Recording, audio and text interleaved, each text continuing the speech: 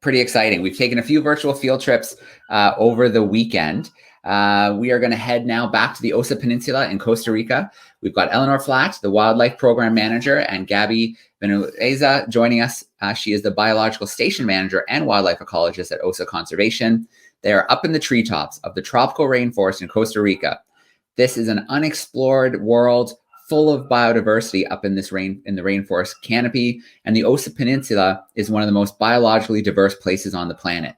2.5% of the world's biodiversity in a place that's 0.0000085% of the Earth's surface. So I see Eleanor hanging around for us. I'm going to bring her in. Hey, Eleanor, how are you doing today? Hey, Joe, how are you? I'm good. I'm loving the background. I'm loving your office for today. Yeah, and it's real. It's not one of those Zoom backdrops. This is the tropical rainforest. That's right. You do always have to check these days. Everybody loves those backdrops. This one's real, I promise. I can tell. I can even hear the background sound. It sounds like some insects in the background.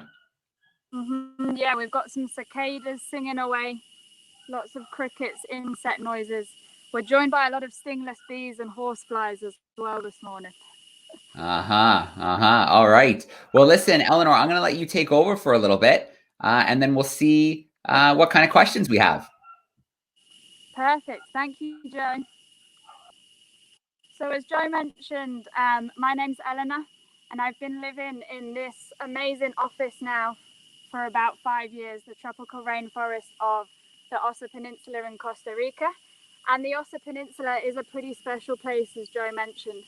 And it's actually featured in the National Geographic magazine for the February issue, so you should all go and check that out. And this morning, as you can see, I'm up in the canopy. And you can see all of the beautiful green around me. And one of the things that tree climbing allows us to do is to study species that are really difficult to study from the ground. So our boreal species like monkeys, kinkajous, and opossums. So this morning I'm going to share a little bit with you the work we do up in the canopy to rewild these species, and then also the conservation technologies that we use to monitor these, which have really kind of changed the game and allowed us to have eyes and ears up in the canopy. So I'm in this beautiful fig tree, and I am just going to take a little bit of a climb round and introduce you to one of our rewilding techniques that we're using, and it's this boreal bridge.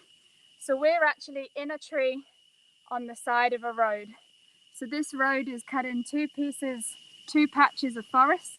Let me try and get you a better angle, which makes it difficult for species to cross the road.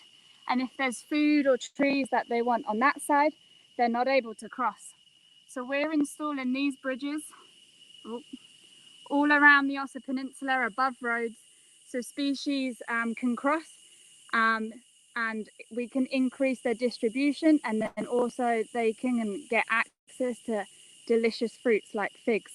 And one of the species that we have a particular focus in, and is kind of the flagship species for the canopy wildlife, is the critically endangered spider monkey. So although it's critically endangered, we're super lucky to have kind of a threshold population here in the Osa, as we're close to Corcovado National Park. And we're hoping that these bridges will be used by this species, as they're really, really important for seed dispersal. They have the capacity to eat really tiny seeds or really big seeds, so they can disperse a wide variety of trees that are food sources for other animals, and then also hardwood trees that are really important for carbon storage as well. So obviously we want to be able to see if this bridge is successful and being used by wildlife, and then also we want to monitor wildlife in different areas to see how the population is doing. And we now have a wide variety of conservation technologies that can help us do that. So it's a lot easier than old school techniques, walking along the forest with binoculars.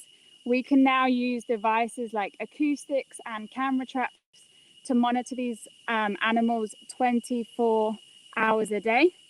And one of the devices we actually have up here in the tree with us this morning. And here's Gabby. Hello. As Joe mentioned, she's part of the Osa Conservation team, and she's also done a lot of work up in the canopy in Ecuador. So she's joining me this morning, and she's going to show you a little bit more about this camera trap that we have here. Yes, so as Eleanor said, this is a camera trap, and it's a motion hit camera trap. So what it does is basically it's triggered when an animal passes in front of it. And what we have here is the camera. It has the lens here, the motion sensor, and also infrared. So it can record either videos or photos at night, and you can get all those elusive and secretive species crossing the bridge and going around in the forest at day or at night, and we can monitor them 24/7. Awesome. How does the camera actually work, Gabby? What does it have on it? Yeah, so as we can see here, we can open this camera, and here you can see the display. You can turn it up, you can set it up. It depends if you want videos or photos. You can put videos for 20 seconds, for example, and it depends on what you want to get. And here we have an SD card that records all the data in here. So when we are ready to check after a couple of months or a few months, we come here, collect the SD card, and put it on a tablet like the one that I have here, and then we can check what it has been going through in the forest in the past few months. And it also has these infrared light strips, so it can monitor species at night. So it even gives us an insight into kind of those elusive nocturnal species. So this bridge and this camera trap was only installed this month. So we're hoping to see kind of wildlife to start using it over the next 6 months. So maybe, Joe, we can get another live video and come and check the camera and see what we have and see what species have been using this bridge design. Oh, that sounds good to me. We are 100% in for that.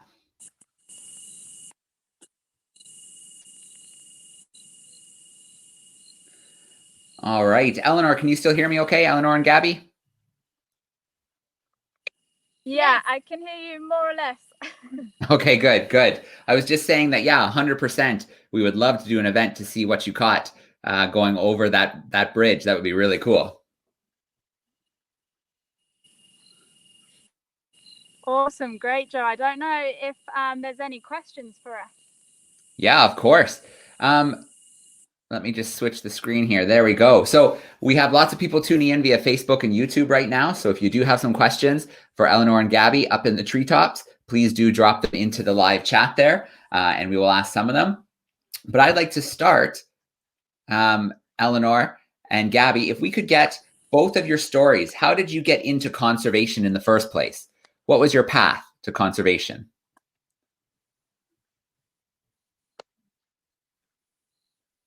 Awesome. Yeah, that's a good question. I'll let Gart with her. Well, I'm from Ecuador, and since a little child, I always loved animals. So it was when I was growing up and I saw that animals weren't conserved or we were keeping as pets, I thought that I should do something to protect them. So that's how I got into ecology and actually marine ecology. I love the sea too. So I love to be up in the canopy and also down in the sea. And it's great to get to know the animals, and it gives you a new perspective to protect them. So since I was a little child, I knew that was what I was going to do. Yeah, and mine, well, obviously I'm from the UK. So I, again, from when a young age, I wanted to work with wildlife and work in wildlife conservation. As soon as I graduated university, I was like, right, I need to get out and live in a tropical rainforest. And I actually took an internship with Osa Conservation, which was 2 months long. And I've now been here for 5 years. So I completely fell in love with the rainforest and realized this is where I should be. And this is where I should be devoting my time to wildlife conservation. All right, 2 great stories. I sure wish I was working in a rainforest right now. I look out my window and I see piles of snow. So I'm definitely very jealous of where where you are right now and where your office is for the next little bit today. So we have Alex tuning in. Yeah, and we're very lucky. We had a little bit of rain this morning, but the sun has come out right in time for the video. Excellent. Just in time for what we're up to. Alex is tuning in. Alex would like to know, you talked about the spider monkeys. What other animals live in the rainforest canopy?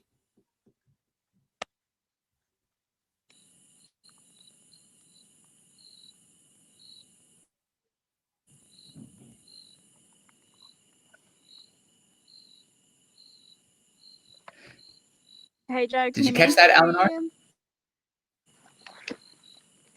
Eleanor, Alex is wondering, what other kind of animals live in the rainforest canopy?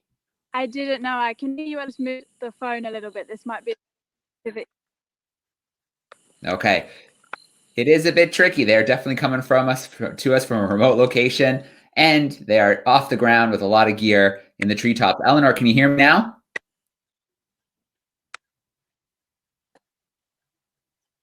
Yeah, I can hear you, Joe. Okay. Alex would like to know, can you tell us about some of the animals you can find in the rainforest canopy?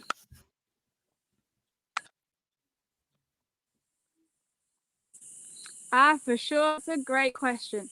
So one of the animals I mentioned was the spider, which is a monkey. And then we also have 3 other species of primates here. So we have the white-faced capuchin, which you may have seen in a lot of movies. It's kind of black with a white face. We then have a really tiny little monkey that's kind of fluffy and ginger, called the squirrel monkey. And then we also have the mantled howler monkey, which for anyone who's ever been to a rainforest in Costa Rica, they're normally the first thing you hear at 4 a.m. in the morning, as they're howling away as an alarm clock. So they're the primates that we get up here. But we also have some other great species like the kinkajou, the olingo, and even an arboreal porcupine. So there's some really great species up here in the canopy, and we can really start to understand them with camera traps, because a lot of them are active at night or really high up in the canopy, so it's hard for us to see what they're doing from the ground. All right. So our next question is from Fallon, and Fallon is wondering, what is the most interesting or unexpected creature you've captured in a camera trap? What's the most unexpected creature you've captured an image of with the camera traps?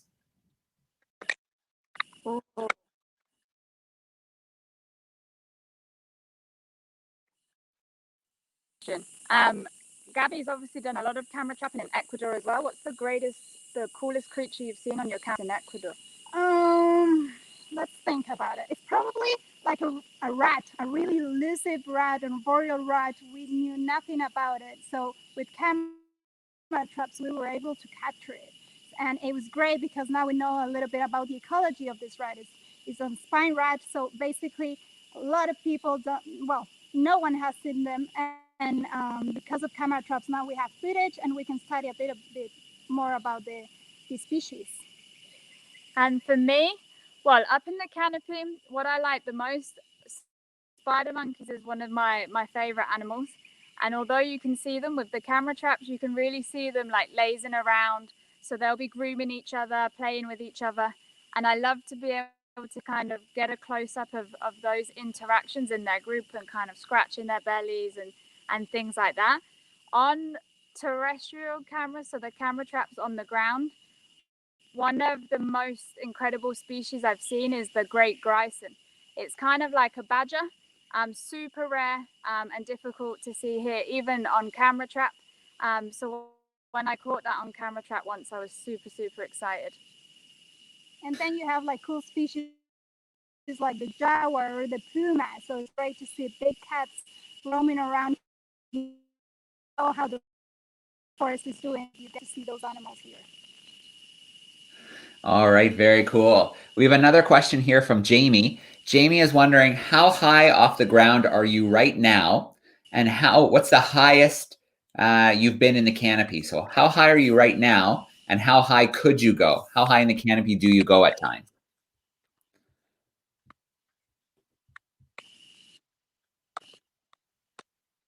Ah, that's a great question. So the rainforest here in the Osa, it can get super high, like 50 meters, because we've got these really big kind of ancient mega trees. In the tree we're in right now, we're about 25 meters from the ground. We're in, because we're on the edge by the road, it's a little smaller and we're not really high up in the canopy. But 25 meters is still pretty high. Yes, but you can go really, really up to 40 meters, and that's amazing. You feel like you're flying. Monkey. Well, All right, very cool. Well, when you have to climb up, then you feel like a monkey. well, you are absolutely right. 25 meters is still pretty darn high. That's about 75 feet. So you're definitely pretty high up there. And wow, 50 meters. That's quite a height in the canopy. Very cool. Okay. We see you there up in the canopy now, but we didn't see how you got there. Surrounded by green. It's pretty beautiful. Yeah, absolutely. Eleanor and Gabby. Again, Joe? Yeah, we see you up in the canopy right now, but we didn't see how you got there. Can you tell us a little bit about the process of setting up the gear so you can climb up into the canopy?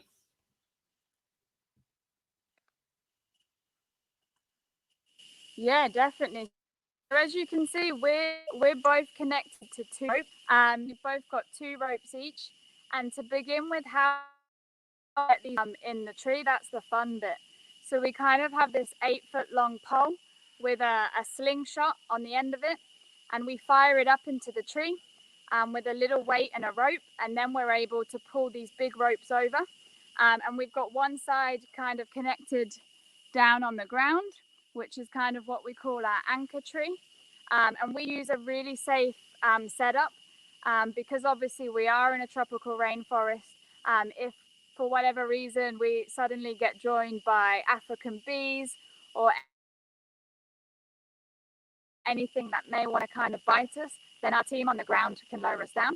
And then on the other side is the ropes that we climb up on. So we kind of use some metal devices that we climb up and down the ropes on. And then we connect to this device, which is kind of like a descender. And this will allow us to get down the tree as well. Okay, very cool. Another question is about the animals interacting with the camera traps. Do they show any interest in the camera traps, the animals?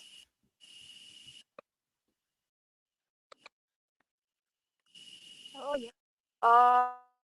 Oh yeah, it's always, well, it's kind of exciting and sad at the same time when you've left a camera trap up in the canopy for 6 months and then it's been completely moved by a monkey, or they've taken a bite out of it or really have played with it. Sometimes they play with it and then another species comes back, plays with it and actually moves it in a better position.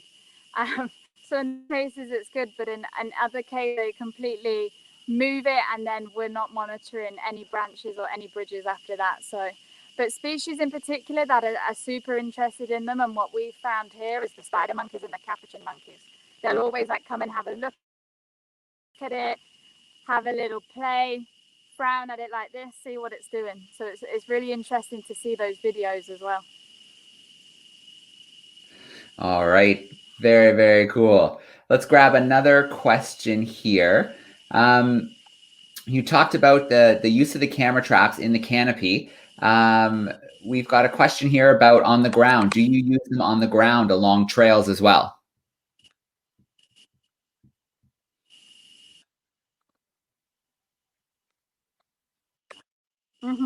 Yeah, we use both. Obviously, we have up here in the Osa Peninsula, as you mentioned, it's a biodiversity hotspot.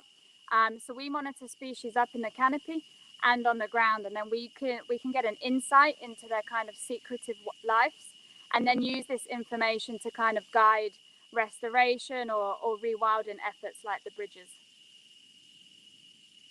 All right, very cool. So right now, obviously you're up in the canopy, you're talking to us, so you're probably staying a little bit longer than you usually would. How long is an average trip up into the canopy to get the camera trap checked and then back down on the ground? How long are you usually up in the tree?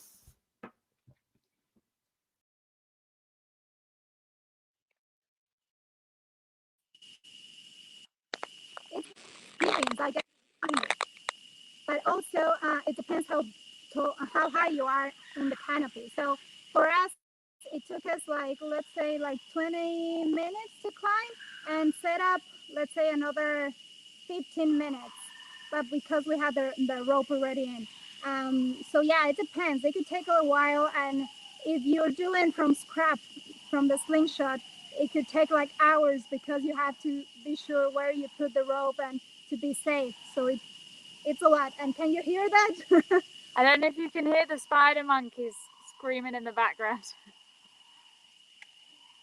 Yeah. We can't see them, but they're But we can hear them. Yeah, we could hear.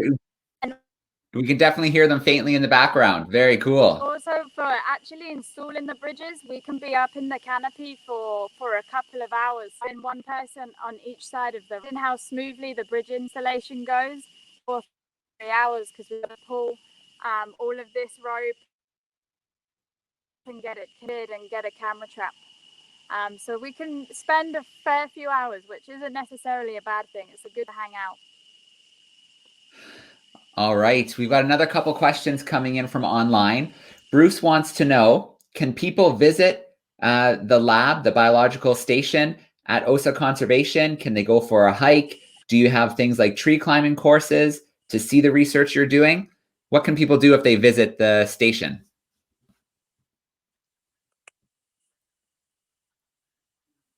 Oh, that's a great question. We are open now. We have some great COVID protocols in place, so we can still get on with the work that we're doing here, and then also have people to come and help and come and see what we're doing. So one thing you can do is come and volunteer at Osa Conservation. And all of this information can be found on our social media and on our webpage. And that's normally about 6 weeks. And you can get trained with the team, learn different tools like camera trapping, acoustic monitoring, river monitoring, restoration, so how we plant different species of trees to grow the next generation of forests.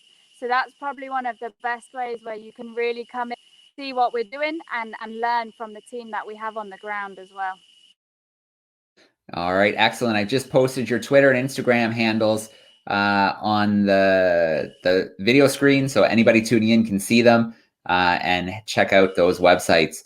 So we have a Valentine's Day question here from Aaron, who's tuning in. Aaron wants to know, does chocolate or the cocoa plant, does that grow in your area in the Osa?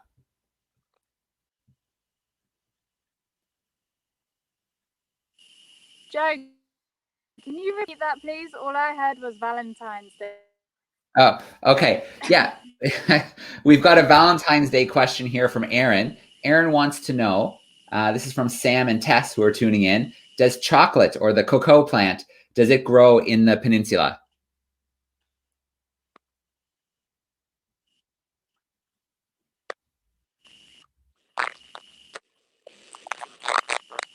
Yes. So yeah, you can grow cacao here, which means we'll all be eating chocolate today. But it's a really long process because you have to dry it out to get the chocolate. But you can grow cacao here. That is one of the activities where, if you're visiting the Osa, there's a lot of organic farms that we actually collaborate with, where you can go and see the chocolate process and then enjoy a chocolate fondue after as well. All right, excellent. Well, one final question before we let the two of you continue with your work, and that is, as women in conservation, women in science, is there somebody who inspires you or somebody who gave you really good advice, and can you share that advice?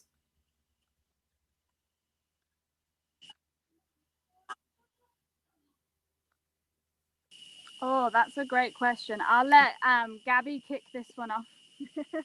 Well, there are plenty of women in science who we should listen to. Yes, I haven't had any advice like right now that I can think of, but there are great women in science.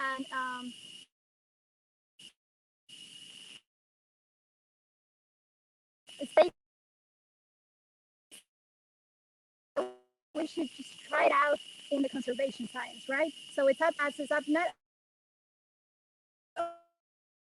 only to women, but little small, we all can do a difference. It's up to us. It's on our daily decisions that we can make difference. So we can for sure, and the best advice I would give women science is just do it. You have the world in your hands and you can make a difference. Yeah, and I think for me, well, someone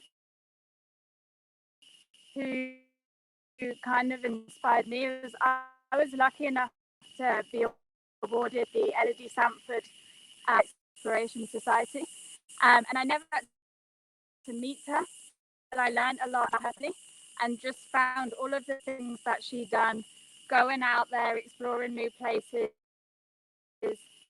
meeting different communities and photographing them. That's something that I've definitely found really inspiring and what I want to do as well. So then hopefully one day there is an award named after me as well. All right. Well, great things to aspire to. Eleanor and Gabby, thank you so much for taking us into the Rainforest Canopy today. Thank you for sharing with us what conservation looks like out in the rainforest.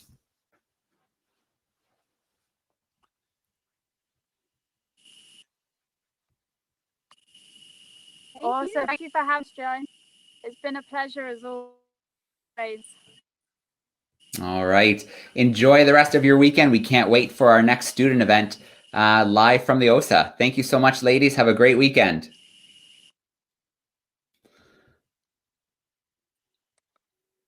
You too. You too, Joe. Enjoy the rest of the Blaze Trails. We'll be tuning in